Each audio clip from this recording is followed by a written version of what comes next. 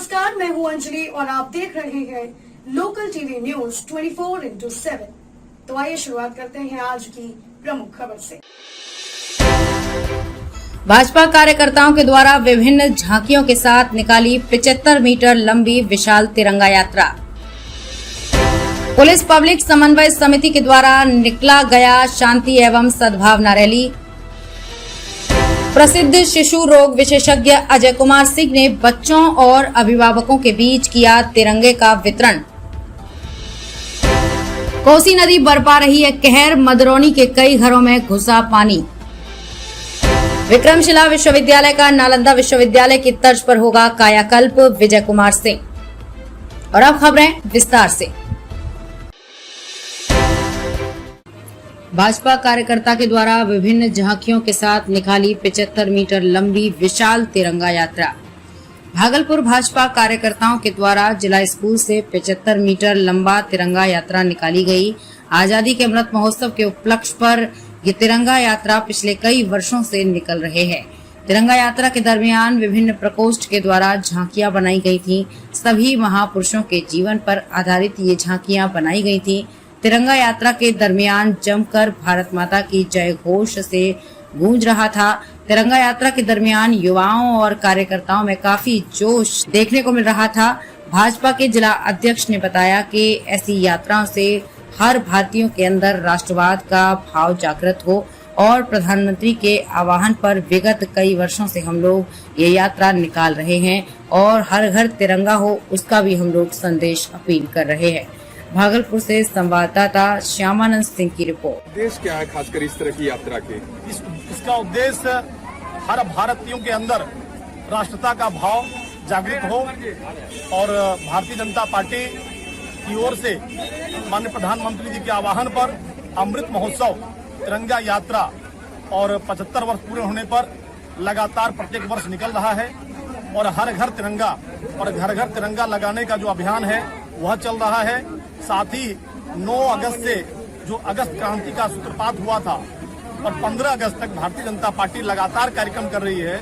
हम सभी वीरों की मिट्टी जो ऐसे शहीद हैं, सैनिक हैं, स्वतंत्रता संग्राम में लगे हमारे स्वतंत्रता संग्राम के व्यक्ति हैं, उनके परिवार के लोग हैं, उनके घरों पर जाकर और अमृत कलश में मिट्टी ले रहे हैं। वह अभियान चल रहा है और वह अमृत कलश की मिट्टी 27, 28, 29 को युवा मोर्चा के साथी लेकर यहां से जाएंगे और दिल्ली में अमृत वन का निर्माण होगा। जो प्रधानमंत्री जी पूरे देश के अंदर 7500 जो ब्लॉक हैं उस ब्लॉक की मिट्टी को वहां रखेंगे और वह सभी इतिहास का क्षण होगा और पूरा देश गौरवान्वित होगा कि हमारी मिट्टी से वो अमृत वन बना है।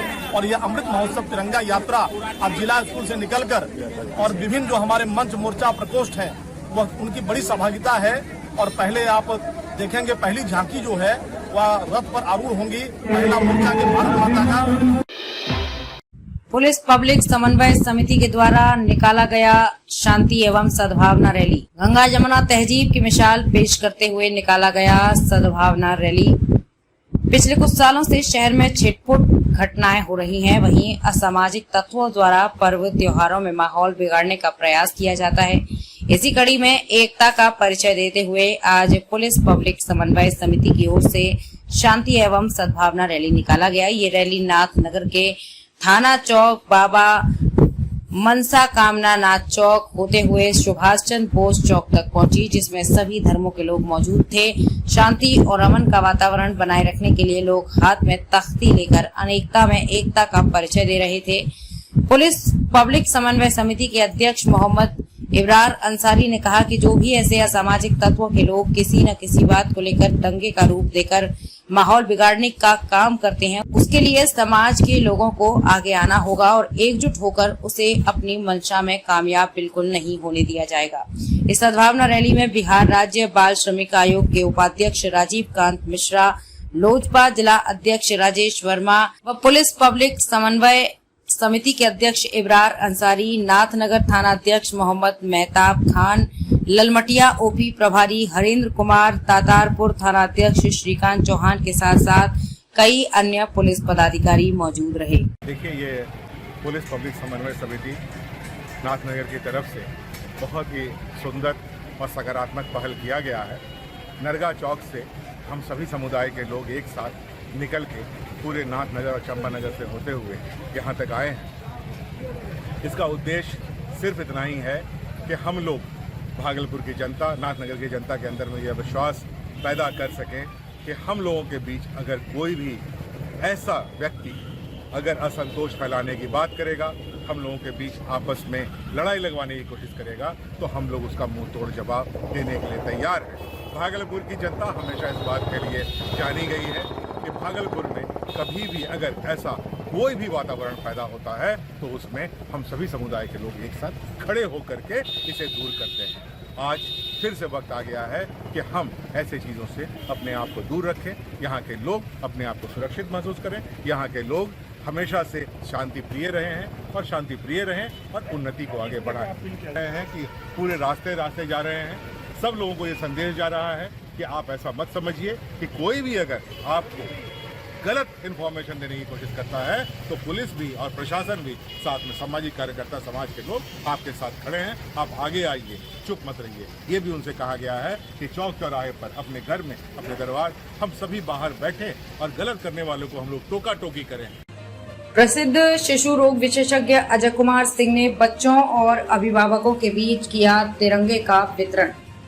जीवन जागृति समिति के अध्यक्ष तथा भागलपुर के प्रसिद्ध शिशु रोग विशेषज्ञ और जदयू चिकित्सा प्रकोष्ठ के जिलाध्यक्ष डॉक्टर अजय कुमार सिंह के द्वारा स्वतंत्रता दिवस की पूर्व संध्या पर देशभक्ति के जज्बे को कायम रखने के उद्देश्य से अपने यहाँ इलाज कराने आने वाले सभी बच्चों और उनके परिजनों को निःशुल्क राष्ट्रीय झंडा बांटा जा रहा है।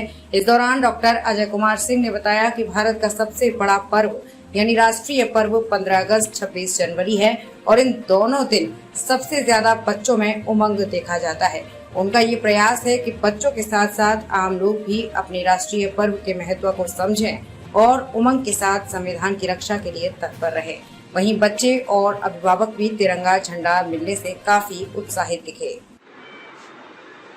जैसा कि हम लोगों को अपना बचपन याद आता है कि हम लोग बचपन में झंडे के प्रति बहुत उत्साह रहता था। एक झंडा मिला और दिन भर उदकते रहते थे, तो बच्चों में आज भी वो उत्साह बना रहता है, आज भी है।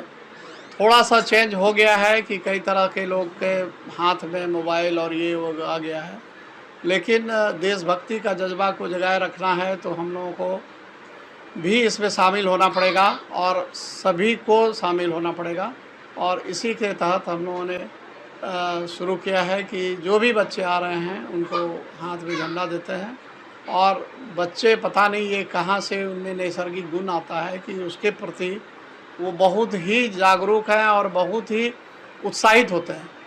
तो ये अच्छी बात है और आज ये जज्बा झंडा के प्रति, तिरंगा के प्रति लोगों में सम्मान जो है, जो भारत देश के प्रति सम्मान है, भारत के प्रधानमंत्री, भारत के बिहार के मुख्यमंत्री महोदय, सभी लोग जो इस जश्न में शामिल होते हैं, देश की हर जनता शामिल होती है और असली त्यौहार भारत का यही है 15 अगस्त और 26 जनवरी और यही संविधान है, संविधान जो हम लोगों को जोड़े रखता है, एकता के सूत्र में पिरोए रखता है। जय हिंद, जय भारत। भागलपुर में कोसी नदी बरपा रही है कहर, मदरौनी के कई घरों में घुसा पानी।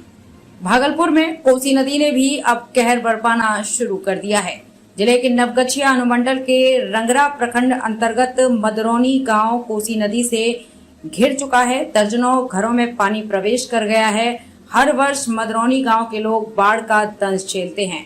कोसी के बढ़ते जलस्तर ने ग्रामीणों की नींद उड़ा दी है। ग्रामीण ऊंचे स्थानों पर जाने या घर की छत पर शरण लेने को विवश हैं।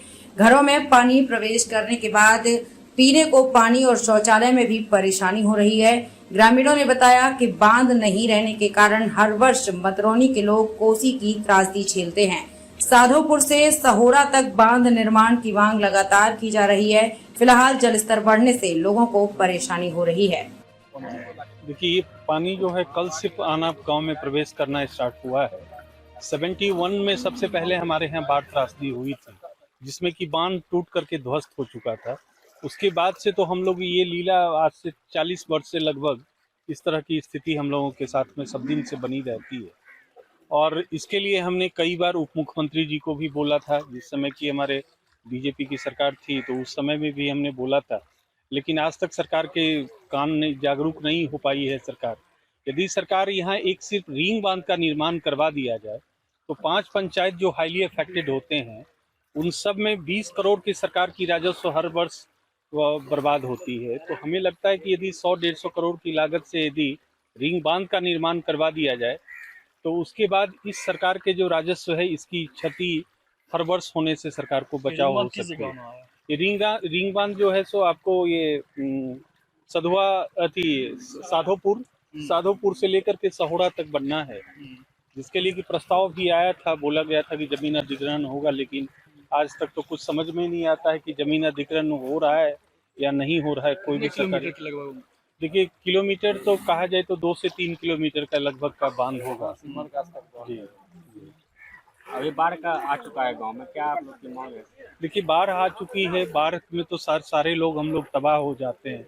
सबसे ज़्यादा लोगों को परेशानी होती है रहने सहने की, खाने पीने की।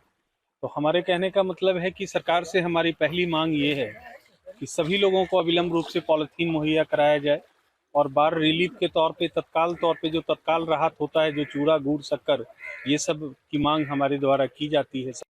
बाढ़ का भयावह स्थिति है। रहने सहने में जो है किसी तरह जो है ऊंचे स्थान पर लोग जो पलायन कर रहे हैं और यहाँ जो तत्काल प्रभाव करके सूखा राशन मुहैया कराया जाए। जान माल का खतरा है, माल मवेशी को खाने पीने का दिक्कत है, उसके लिए जो भूसा घास का व्यवस्था किया जाए। कहाँ पे मवेशी जो है उसे ऊंचे स्थान पर लेकर चला गया है लोग अपना। कितने सालों से ये जो सन 1971 ईस्वी से लगातार बाढ़ की समस्या बनी हुई है। कितने एकड़ फसल जो है बर्बाद? अभी जो है लगभग 300 एकड़ जमीन में जो फसल लगा हुआ था मक्का का फसल, जो कि डूब चुका है। विक्रमशिला विश्वविद्यालय का नालंदा विश्वविद्यालय की तर्ज पर होगा कायाकल्प। विजय कुमार सिंह भागलपुर पहुंचे जदयू के एमएलसी विजय कुमार सिंह ने बताया कि नालंदा की तर्ज पर प्राचीन विक्रमशिला विश्वविद्यालय को भी विकसित किया जाएगा। डीपीआर तैयार करवाया जा चुका है। जल्द ही आगे की कार्रवाई होने के बाद इसे टेंडर की प्रक्रिया में भेजा जाएगा और ये पर्यटन स्थल के रूप में किसी भी रूप में नालंदा से कम नहीं रहेगा। हम आपको बता दें कि बिहार प्रांत के भागलपुर जिले में स्थित विक्रमशिला एक अंतर्राष्ट्रीय ख्याति का शिक्षा केंद्र रहा है। विक्रमशिला के महाविहार की स्थापना नरेश धर्मपाल 775-800 ईस्वी ने करवाई थी। यहाँ 160 विहार तथा व्याख्यान के लिए अनेक कक्ष बने हुए थे। धर्मपाल के उत्तराधिकारी 13वीं शताब्दी तक इसे राजकीय संरक्षण प्रदान करते रहे। परिणाम स्वरूप विक्रमशिला लगभग 4 शताब्दियों से भी अधिक समय तक अंतर्राष्ट्रीय ख्याति का विश्वविद्यालय बना रहा। विश्वविद्यालय में अध्ययन के विशेष विषय व्याकरण, तर्कशास्त्र, मीमांसा, तंत्र, विधिवाद आदि थे। आचार्यों में दीपंकर श्रीज्ञान का नाम सर्वाधिक उल्लेखनीय है, जो इस विश्वविद्यालय के कुलपति थे। कहा जाता है कि बख्तियार खिलजी नामक मुस्लिम आक्रमणकारी ने सन 1193 ईस्वी के आसपास इसे नष्ट कर दिया था। वर्तमान समय में विश्वविद्यालय के भग्नावशेष को देखकर इसके गौरवशाली अतीत और विख्याति की अनुभूति कर सकते हैं। भागलपुर से संवाददाता श्यामानंद सिंह की रिपोर्ट। पर्यटन स्थल है मगर वहाँ पे ऐसी कोई सुविधाएं नहीं, बहुत दिन से पहले से बोला। जब तक चयन विधिवत नहीं होता, पर्यटक स्थल के रूप में सरकार का चयन जब तक नहीं होगा तब तक सुविधाएं देने में कठिनाई होती है। टेम्प्रोरी सुविधाएं कुछ दी जाती है, लेकिन अब अस्थायी तौर पर उसकी चयन कर ली गई है।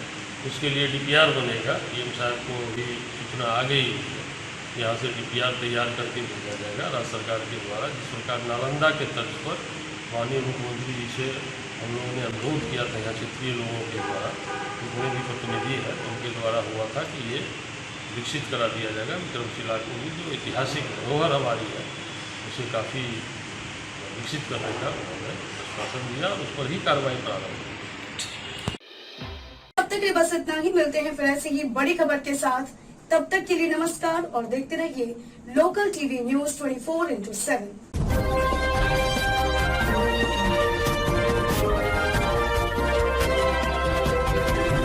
आप देख रहे हैं लोकल टीवी न्यूज 24/7। सब पर नजर, सबकी खबर।